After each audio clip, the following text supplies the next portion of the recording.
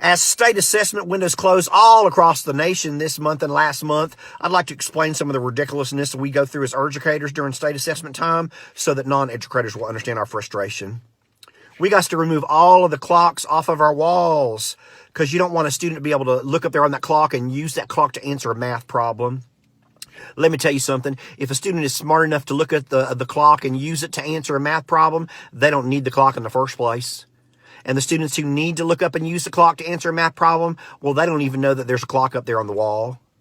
We are not allowed to tell students that they've missed a question and go back and do that question. How in the world is that supposed to help us as educators? If I'm trying to assess whether a student knows multiplication, how is it a good thing that I can't go back there and tell them to do the problem in multiplication? Allowing them to skip that only allows me to assess the fact that they couldn't do every single one of their math problems and weren't paying attention. We had to send back snacks one year because they were graham crackers in the shapes of the 50 states. How in the world is eating a Florida cracker in the middle of a test going to help them on that assessment? We don't even assess shapes of states on state assessments. We got to clear out every single desk. Every single desk has to be completely clear. We can't even leave nameplates up there because somehow looking at their own name in front of them is going to help them on state assessment, even though it's already on the test booklet. We even had to remove them little rubber pencil holders that we put on the desks to help the students not roll their pencils everywhere. I don't know how that little teeny rubber pencil holder is going to help the students on state assessment.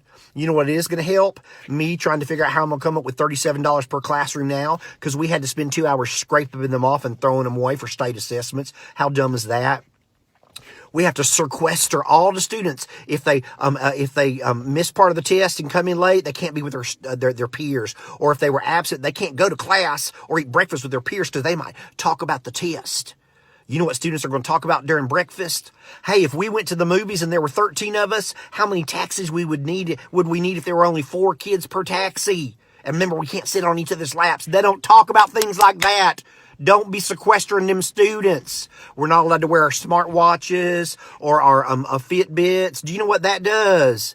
That makes teachers walk around monitoring a classroom for 3 hours and they don't get no credit for them steps. And then they come and yell at me. We even had to cover up our Kagan posters because the kid might look up there and go, oh, think, pair, share. Now I know that answer right there. Oh, cheating on the state assessment. And Lord forbid if we would leave a globe in our classroom. Now do you understand our frustrations? It's ridiculous.